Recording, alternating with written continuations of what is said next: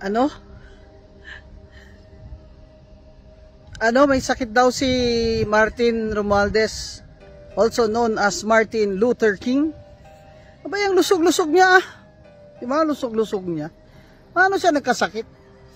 Nung hindi siya naakusahan dito ng pangungurakot, okay naman siya. Diba? Sarap pa nga ng ngisi-ngisi niya eh. Diba? Paka flex-flex pa siya. Strong pa siya eh. Diba? Tapang mo noon. O ngayon, sumagot ka. Ba't ka nagtatago? Dati konting lang eh. Galit ka na. Takot na takot sila sa'yo. O yung mga tagapagtanggol mo dyan. Ano ba sakit niyan?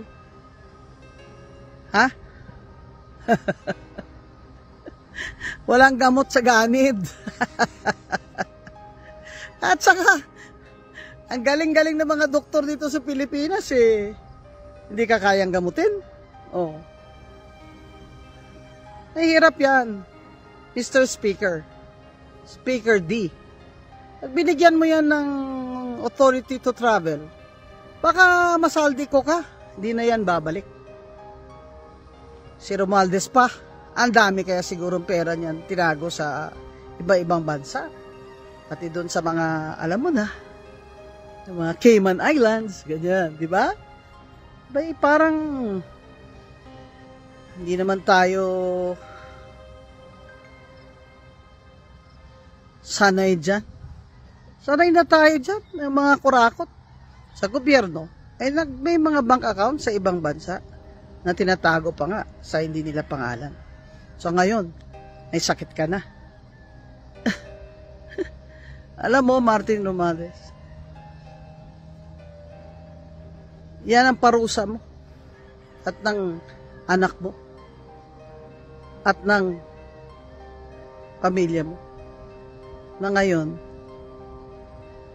ay tinatagurian ka ng ikaw ang pasimuno nitong lahat ng grand corruption sa budget ng bansang Pilipinas.